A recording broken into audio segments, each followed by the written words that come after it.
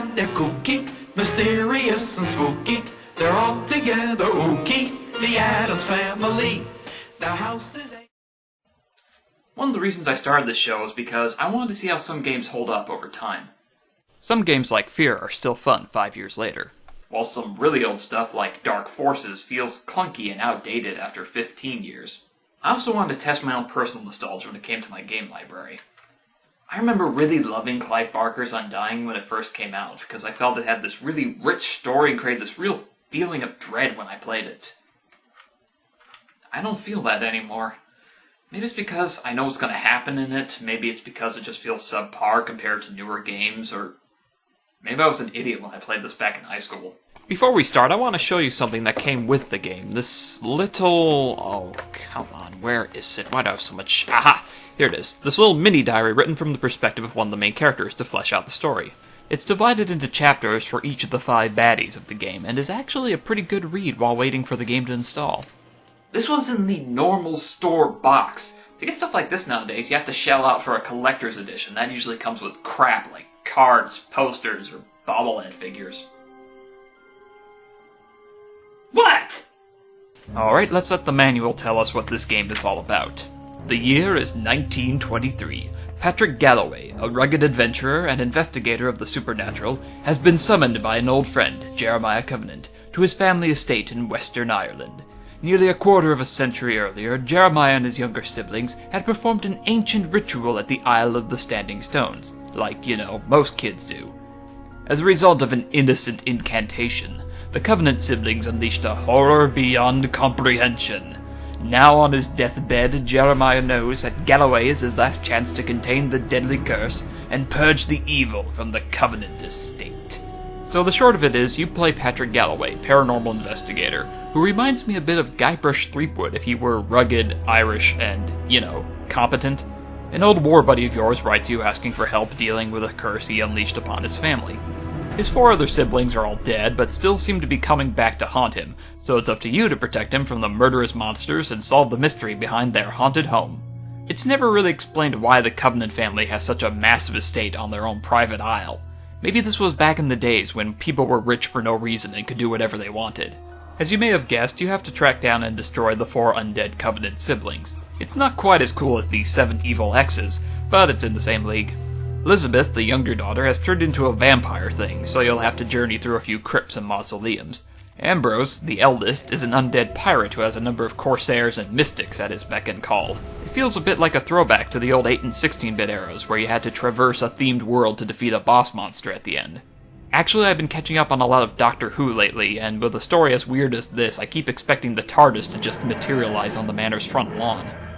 You start off investigating the mansion before heading off to track down Elizabeth at the family mausoleum, next to the ruins of an old monastery. While poking around there, you learn of some ancient weapon that destroyed the order of monks there, but it could be used to defeat the Covenant undead. So, since it was lost in the past, Patrick decides to find the pieces of a magic gate to travel back in time and get it. This is one of the major problems I have with the game. It takes serious diversions away from the main plot. This little side quest goes on for hours, fighting undead monsters to gather the parts of the spell so you can go back in time, then fighting the possessed monks to get the weapon. It's like the game decided to forget the main objective, find and defeat Elizabeth, so Patrick can go on some bizarre treasure hunt. Mind you, the weapon turns out to be essential to the plot, but we're not really aware of that at the time. This can't be good. You show up on the Isle with little more than your trusty revolver and a weird hunk of rock called the Gelzabar Stone, a trinket Patrick picked up after killing some cult shaman during the war. Your arsenal gets a bit weirder after that. You pick up a sawed-off shotgun, which, let's face it, is always awesome against anything. You also find some weird possessed tube called the Tibetan War Cannon, which spits hunks of ice at the enemy, which slows them down when it doesn't kill them. Slow to fire, but it doesn't use ammo, so it's a nice fallback weapon. I was frozen today! After that you get Molotovs, which never seem to work right, and the Phoenix, which is like a guided missile, but it does very little damage. So props to the game for having a more inventive weapon loadout, but most of it isn't that useful. The scythe I mentioned earlier is the best weapon in the game. Just about everything dies with one hit from it, and the alternate mode lets you siphon health from the enemy at the cost of mana. It's the only weapon that can kill the undead bosses, but you still have to soften them up before you get a chance to decapitate them, so it doesn't make the game super easy. The Gelzabar Stone doesn't have an attack, but you can use it to push enemies back if they get too close. Its real use is twofold. It boosts all your spells by 1 level when equipped, and it glows green when you can see something with the Scry spell. Oh, yeah, I forgot to mention. Most of the good weapons in the game are your spells. Half of them are support, but they're all effective against enemies in some way. You can use them even when you have a weapon out, so it's like having 2 attacks to choose from with the push of a button. And if you're seeing a similarity to Bioshock here, just remember, this game came out 6 years before that. Ectoplasm is your first attack spell. It has almost no accuracy, so you usually save it for close-range encounters. Dispel Magic is mostly a puzzle-solving spell, but it's useful against enemies with magic shields and removes status effects. Invoke is mostly used for insta-killing weaker undead, but at higher levels can raise them as temporary minions. Haste makes you move faster, Shield protects you, Fly lets you, well, fly, but it's limited to only a couple levels in the game. Lightning is accurate, but sadly kind of weak, so I'd suggest avoiding it. The best one is Skullstorm, which yanks a flaming skull out of the ground, and when you release it, launches towards the enemy like an exploding rocket. As it gets stronger, you get more skulls, which kind of chatter to each other before you launch them. Awesome and funny to watch. Scry is the big important spell you start off with, which grants you a mystical second sight. It lights up everything in darker areas and outlines enemies with glowing auras. Its main function is to allow you to see hidden stuff in the game. Passive ghosts, clues to solving puzzles and avoiding traps, and sometimes just really weird or disturbing stuff. For example, using it in the billiard room allows you to hear the moment when Ambrose beat his own father to death with a pool cue. What are you doing? I'm trying to set this family curse straight. You're given a basic inventory system to carry useful gear such as silver bullets, incendiary shotgun shells, and health packs. There are also a lot of one-shot pickups like amplifiers, mana wells, and arcane tattoos that boost your spell power, but the game likes to hide them so you have to search for them. Probably the rarest and most useful items are the ether traps, which you can find early on in the mansion's chapel, although you're immediately savaged by ghost monks when you pick them up. These things look like fancy dinner plates, but dropping one in the path of a ghost banishes it. At first you'd think they're only used against the ghost monks, but they're actually a lifesaver when Aaron's ghost starts chasing you through the mansion. It doesn't destroy him, but it gets him off your back for a while. You know, this looks kind of similar to something else.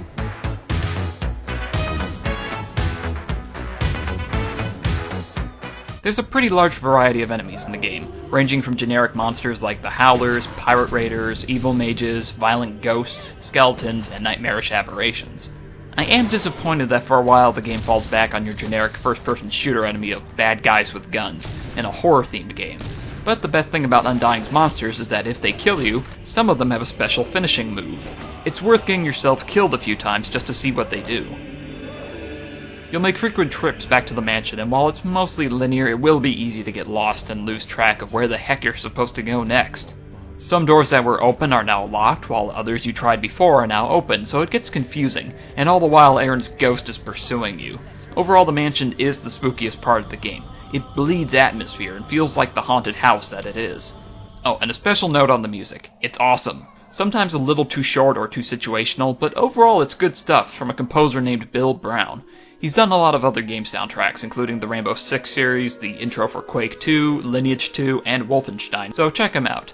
So with this solid story, atmospheric music, and creepy scenery, this game should be scary, right? Well, maybe.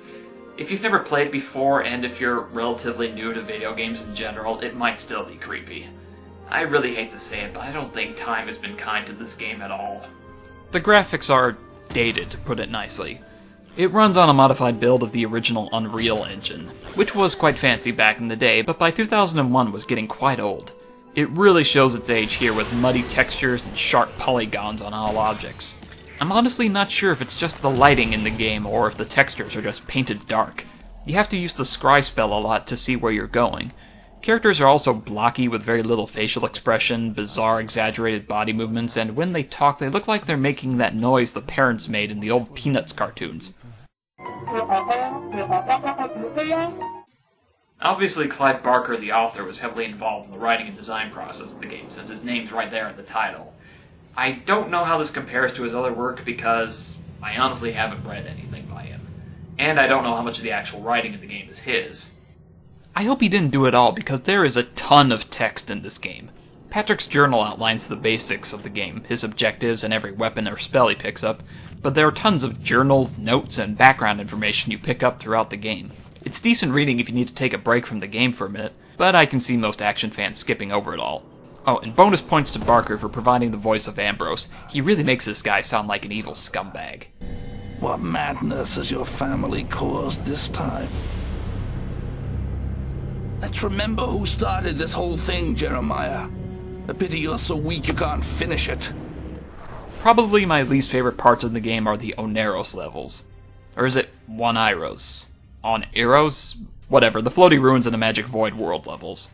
After dealing with Ambrose, Patrick throws a hissy fit or something and decides to put off his obligation to Jeremiah to hunt down his arch-nemesis, Otto Kessinger. In this border world he's accessed through the Covenant Mansion. Kessinger and Patrick have a bit of a history, as Otto is responsible for Patrick getting framed for the death of his wife and banished from Ireland. It's all vague backstory bullshit that doesn't have any real impact on the game itself, which makes it so annoying when this side plot becomes the focus of the game's middle portion. Remember how much people hated the Zen levels from the original Half-Life? That's basically how I feel about Oneros. A lot of puzzles, a lot of jumping puzzles, and fighting some of the tougher monsters of the game. True, you pick up some awesome spells during this portion of the game, but it doesn't ease the pain of the repeated falling deaths. Bethany's alternate reality beast world isn't much better. It feels so out of place when you're transported out of this haunted isle setting and into this weird land full of killer cavemen and carnivorous plants. Overall, the gameplay is pretty good, above the average of most other shooters from the same period because of the hybrid guns and spells system. It's hampered somewhat by the annoying level sections I just mentioned. Plus, the game seems to drag on and on more than it should. It takes a good 4 hours before you reach Elizabeth, the first boss, with a lot of running around looking for keys and trying to figure out where you should be going. But one of the things I really like about Undying is it's full of fun little moments. For example, after cutting off Elizabeth's head, it stays alive and taunts you, even trying to attack you. Call you, break his bones and claw his eyes clean. How dare you? Tell me I'm not alone when I think that scene just screams Evil Dead. My favorite chapter of the game is Aaron's. He hounds you since the beginning of the game, just taunting you at first, but eventually he turns into a chain knife-wielding monster and chases you through the mansion halls. You've got to find his body and give him the Highlander treatment, and his final fate is actually kind of disturbing. His own sister killed him, hung him from the ceiling on meat hooks, and tore out his jaw so he would finally keep quiet. Dark but sweet. Even the scene where Patrick comes across an old lighthouse keeper while tracking down Ambrose and swaps stories with him is a nice diversion from the game. But don't worry, it's not an unskippable cutscene. So, how is this 9-year-old title held up? Not well, in my opinion. There are moments where it's kind of creepy, but with the old graphics it's a lot like visiting a haunted house attraction as a kid, and then revisiting it as an adult. It just doesn't have the same shock and fear value it had back then. I'm really not sure if it's just me, so I encourage you to give it a try and tell me what you think of it. It has its moments, definitely, but I can see most people getting frustrated with the old school level design and giving up in the first chapter. So really, I can't call this one good or bad, but I encourage you to seek it out and give it a try for yourself. Or maybe it is scary and I'm just trying to lull you into a false sense of safety. You talk too much.